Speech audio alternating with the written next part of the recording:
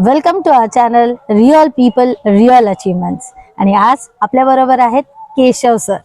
Keshav sir, आपण आपल्या प्रेक्षकांना आज भेटायला आलात त्याच्याबद्दल धन्यवाद.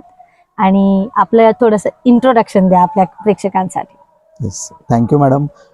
तुम्ही मला ह्या आपल्या शोमध्ये मला बोलण्याची संधी दिलेली आहे, तर त्याबद्दल मी तुमच्या चॅनलचे खूप खूप आभारी आहे. Yes. So Keshav Kavathe sir, मला फक्त तुमच्याबद्दल थोडीशी तुमची लाईफची जर्नी सांगू शकाल? येस, नक्की मॅडम.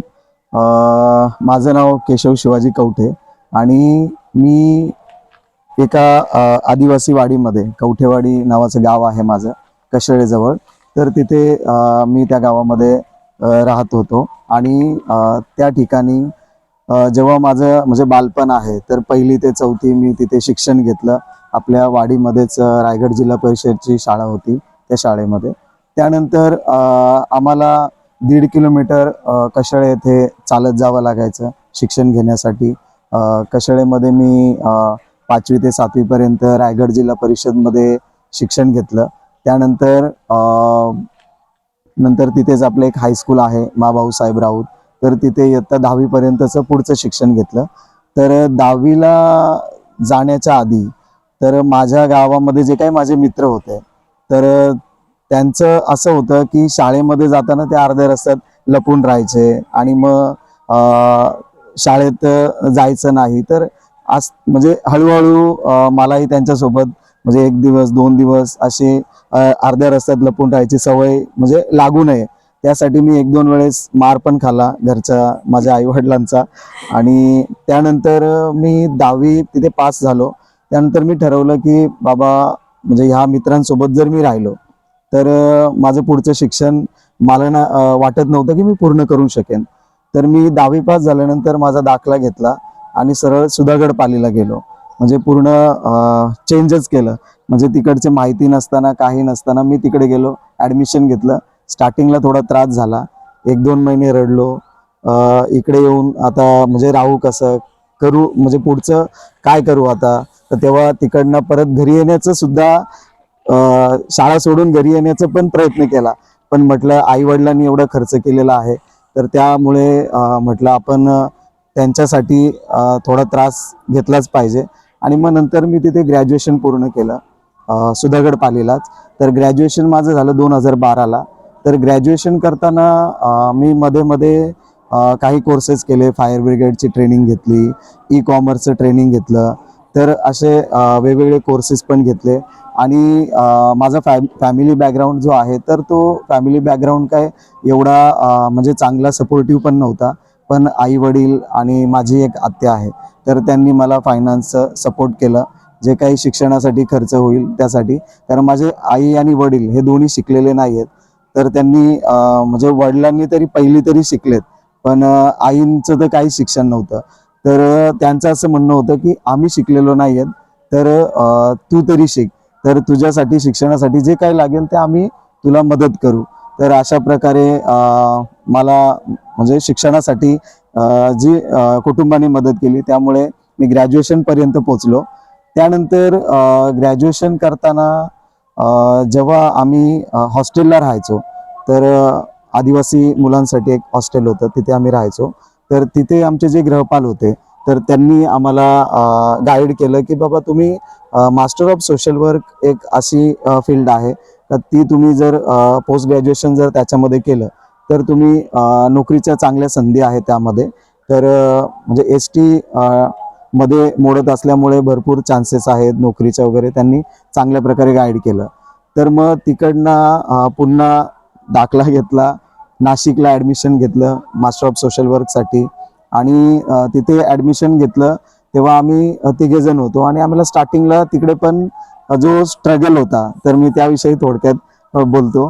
तर तिथे जो स्ट्रगल होता, तर 3घे जण असल्यामुळे आम्हाला स्टार्टिंगला काही रूम वगैरे भेटत नव्हती. तर आम्ही इकडनं म्हणजे आपलं कर्जतमधून ते नाशिक रोज सकाळी अपडाऊन करायचो. 9चं कॉलेज, 9 वाजता कॉलेजला पोचणं, कॉलेजला पोचल्यानंतर 4 वाजता कॉलेज सुटलं की घरी येणं. तर असं 3 महिने तो स्ट्रगल केला. आणि त्यामध्ये पण भरपूर काही घडायचं की बाबा काय एवढं लांबून आपण येतोय जातोय, एवढा त्रास घेतोय. तर खरंच हे शिक्षण घेतलं पाहिजे का. परंतु तिथेही कुटुंबाचाच विचार यायचा की बाबा समाज काय बोलेल, कुटुंबाने तर आपल्याला इकडे पाठवलंय, तर मग नंतर समाज काय बोलेल आई वडिलांना वगैरे. त्यामुळे ते शिक्षण पूर्ण तिकडे केलं. तर अशा प्रकारे तिथे मास्टर ऑफ सोशल वर्क केलं आणि नंतर पुन्हा इकडे गावी आलो. ओके, म्हणजे तुम्ही जे निघाला 10वी नंतर आणि जे तुमचं आश्रम स्कूल म्हणा किंवा कॉलेज म्हणा, तुम्ही जेवढं काही शिकता आलं तेवढं शिकायचा प्रयत्न केला आणि प्लस तुम्ही अनुभव घेतला. म्हणजे खरी रिअल लाईफ काय आहे, लोक कशी आहेत, फ्रेंड्स कसे असले पाहिजेत, हे तुम्ही खूप लहान वयापासून तुम्ही शिकत आलात आणि अजूनही शिकतच आहात. हो. कारण ते मी पण शिकतेय आणि एव्हरी लिव्हिंग पर्सन ते करत आहे. सो ही तुमची जर्नी झाली शिक्षणाची. पण त्याच्यानंतर तुम्ही काय अचिव्हमेंट्स केल्या तुमच्या लाईफमध्ये किंवा कुठे नोकरी केली आणि कसं वाटतंय तुम्हाला त्या सगळ्या पूर्ण अनुभवाबद्दल? येस, तर त्याबद्दल बोलायचं झालं तर माझी जी अचिव्हमेंट होती, पहिले तर म्हणजे मला तर वाटतच नव्हतं का बाबा मी 10वी पण पास होईन. कारण माझ्या जी गावाची कंडिशन होती, म्हणजे तिथे 9वी पर्यंत मुलं प्रयत्न करायची का मी 10वी पर्यंत, म्हणजे मी नापास कसं होईन 8वीला 9वीला, कारण पुढचं शिक्षण नको घ्यायला. कारण बाकीची जी मुलं आहेत तर ते काय करायचे की म्हणजे मजा मस्ती, गावातील पोरं ते मजा मस्ती करणार. तर बाकीचे जे शिक्षण घेत होते त्यांना असं वाटायचं की बाबा आपण पण काय शिकून करतोय, तर त्यामुळे ते पण फेल होण्याची वाट बघायची. तर मग नंतर मी तिथे 10वी पास झालो. कारण आम्ही एकत्र गावातून निघालेली मुलं होतो आम्ही 30 ते 40 मुलं 10वी पर्यंत. तिथून फक्त आम्ही 3 जण 10वी पास होऊन पुढे गेलो. आणि 10वी पास होऊन पुढे गेल्यानंतर बाकीचे जे 2 माझे मित्र होते जे पास आउट झाले 10वी, तर त्यांनी पण 10वी नंतर त्यांनी कुठे ऍडमिशन नाही घेतलं, त्यांनी पण शाळा सोडून दिली. त्याच्यातून फक्त मी पुढे गेलो आणि ग्रॅज्युएशन कंप्लीट केलं. तर अचिव्हमेंट जर माझी म्हणायच्या ऐवजी माझ्या गावाचे मी सांगेन की माझ्या गावामध्ये फर्स्ट ग्रॅज्युएशन केलेला केशव शिवाजी कवठे. त्यानंतर मी काय केलं, जे माझ्या गावामध्ये 10वी नापास किंवा 9वी नापास झालेली मुलं आहेत तर त्यांना घेतलं आणि मी जिकडे शिक्षण घेतलं सुधागड पालीला, वावळोली आश्रम शाळा होती. त्यानंतर आपलं सुधागड पालीमध्ये एक कॉलेज आहे, तर गबावडेर हायस्कूल, जैन पालीवाला कॉलेज आहे, तर तिथे यांचं ऍडमिशन करून दिलं. आणि तिथे त्यांनी पण माझ्यानंतर आता म्हणजे 50 to 60% ग्रॅज्युएशन झालेली मुलं आपल्याला गावामध्ये मिळतील. काही मुलांनी डीएड केलं. तर अशा प्रकारे एक शिक्षणाची गावामध्ये एक ओढ लागून देणं आपण त्याला सांगू शकतो की त्याच्यामुळे म्हणजे एक मी शिकलो म्हणून मी बाकीच्यांना ते समजवू शकलो की बाबा काय आपण करू शकतो. शिक्षण घेतल्यानंतर आपण कुठे छोटे मोठे जॉब वगैरे करू शकतो आणि शिक्षण कुठेही तुमचं वाया जाणार नाही. तर अशा प्रकारे शिक्षण बऱ्याच मुलांनी घेतलं. त्यामध्ये ते एक माझं अचिव्हमेंट होतं. मी पास आउट झालो. त्यानंतर जेव्हा मी मास्टर ऑफ सोशल वर्क करत असताना लाईट ऑफ लाईफ ट्रस्ट मधून गौतम कणोजे सर आणि कमल मॅडम ज्या आहेत, तर त्या कॅम्पस इंटरव्ह्यूला आमच्याकडे नाशिकला कॉलेजला आलेल्या. तर आमच्यासाठी, कारण आम्ही म्हणजे एक मित्रांची संगत म्हणून जेव्हा आम्हाला कॅम्पस इंटरव्ह्यू असायचे तेव्हा आम्ही सुट्टी बनवून घरी पळायचो. तर तेव्हा आम्हाला नंतर जेव्हा मी गेलो कॉलेजमध्ये, कारण कॅम्पस इंटरव्ह्यूला तर आम्ही नव्हतो, त्यानंतर आमच्या प्रिन्सिपलांनी आम्हाला सांगितलं की तुमच्या इकडे चांगली एक संस्था आहे लाईट ऑफ लाईफ ट्रस्ट म्हणून, तर तुम्ही तिथे गेलं पाहिजे, तिथे बघितलं पाहिजे. तर मी असंच ते पास आउट झाल्यानंतर एक दिवस आलो, इथे बघितलं, तर माझा कॉन्टॅक्ट नंबर इथे घेतला गेला. आणि म्हणजे एक लकीली म्हणता येईल की तेव्हा मेडिकल सोशल वर्करची वॅकन्सी होती मेडिकल मोबाईल युनिटमध्ये. तर त्या इंटरव्ह्यूमध्ये मला बोलवलं गेलं, मी गेलो आणि 15 लोक होते इंटरव्ह्यूमध्ये, त्यामध्ये सिलेक्शन झालं. तर हे सुद्धा माझे एक अचिव्हमेंटच मला म्हणता येईल. कारण मला तर असं वाटत होतं की बाबा म्हणजे मला जॉब मिळेल का नाही, कारण 15 लोकांमध्ये काही अनुभवी होते ज्यांनी 2 वर्ष 3 वर्ष त्यामध्ये एक्सपिरियन्स होता, काम केलेलं होतं. तर म्हटलं त्यांच्यामध्ये माझं सिलेक्शन होईल असे मला गॅरंटीज नव्हती. तर नोकरी मला मिळाली आणि ज्या वेळेस मला नोकरी मिळाली त्याच वर्षी माझं लग्न पण जमलं आणि लग्न पण होणार होतं. तर ही पण माझ्यासाठी एक चांगली अचिव्हमेंट झाली की मला माझ्या ज्या संसाराला हातभार लागावा, जे काही 4 पैसे मिळावे संसाराला, आणि माझ्या आईवडिलांना सुद्धा मला काहीतरी पे बॅक करता येईल, त्यासाठी मला शिक्षण कंप्लीट झालं आणि लगेच नोकरी पण मिळाली. तर ही सुद्धा माझ्यासाठी एक चांगली अचिव्हमेंट होती. तर अशा प्रकारे माझ्या जीवनात जे काही शिक्षण घेतलं त्याच्यामुळे जे मला अचिव्हमेंट मिळाली, तर ही माझी त्याच्यात छान जर्नी छान सर, होती. तुमचे माइलस्टोन्स खूप छान सांगितलेत तुम्ही.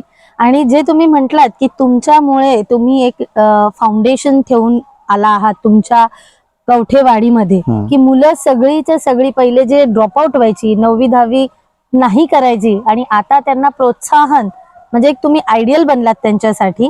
आणि मला वाटतं तुम्हीच फर्स्ट असाल का मास्टर्स करायला? हो. सो ते पण एक मास्टर्स, मोठं येस. कारण मास्टर ऑफ सोशल वर्क हे जेव्हा नाव ऐकलं MSW, तर MSW म्हटलं असतं नक्की काय, तर त्याबद्दल पण मी थोडस 1 मिनिट बोलतो. तर मास्टर ऑफ सोशल वर्क, कारण माझी जी फील्ड होती, म्हणजे माझं जे टवाळक्या करणारी मुलं त्यांच्यामध्ये वावरणं, त्यानंतर म्हणजे एवढं काही सोशली एवढं काही माहित नव्हतं का बाबा सामाजिक काही गोष्टी आहेत त्या बघितल्या पाहिजेत. तर जेव्हा मास्टर ऑफ सोशल वर्क केलं कॉलेज करताना, तर ज्या काही गोष्टी शिकायला मिळाल्या, तर खूप काही शिकायला मिळालं त्याच्यामध्ये.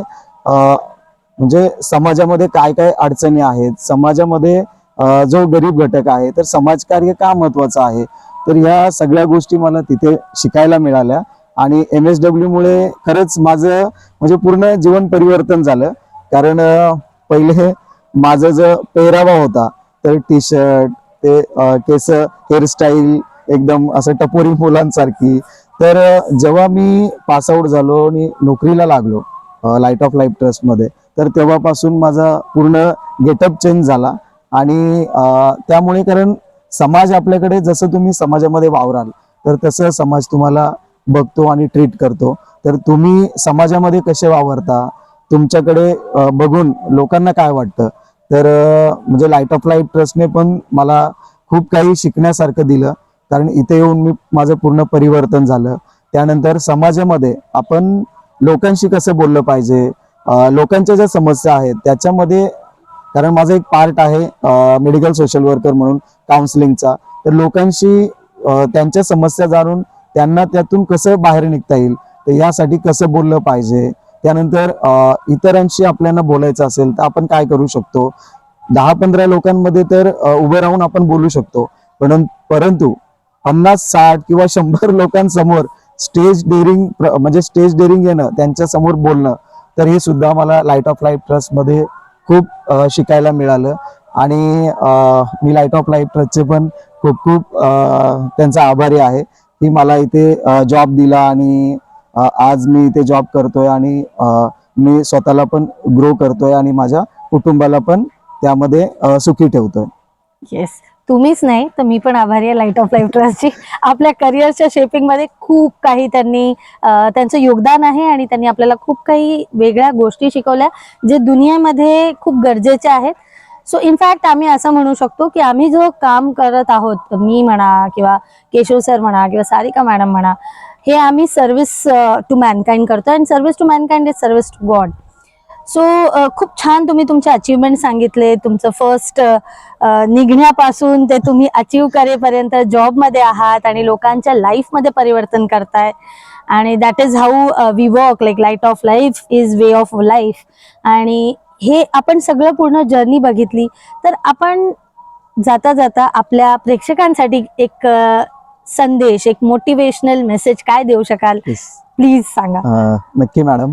तर मी एक मेसेज जो देणार आहे, तर माझं असं म्हणणं आहे की आताचे जे स्पर्धेचं युग आहे, या स्पर्धेच्या युगामध्ये आपण सर्वांनी शिक्षण घेतलं पाहिजे. आणि तुम्हाला ज्या फील्डमध्ये आवड असेल तर त्या फील्डमध्ये तुम्ही शिक्षण घ्या.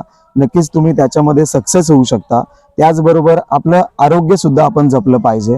तर आपल्या आरोग्याची सुद्धा काळजी घेऊन आपण व्यवस्थित काम, म्हणजे स्वतःकडे लक्ष दिलं पाहिजे. आणि त्याचबरोबर शिक्षण सुद्धा घेतलं पाहिजे. तसं तर भरपूर काही म्हणजे करू शकतो आपण, परंतु महत्वाचं आहे की आपण शिक्षण आणि आरोग्य जे आहे आपलं, तर ते आपण आरोग्य जपलं पाहिजे आणि शिक्षण घेऊन आपण स्वतःला ग्रो केलं पाहिजे. बस मी एवढा मेसेज देण्याचा Yes. प्रयत्न करतोय. Thank you, sir. Thank you. A practical message, and probably everyone will follow. So thank you so much coming to our channel. Thank you. तुमचा वेळ थँक्यू मॅडम, दिल्याबद्दल. थँक्यू. Thank you.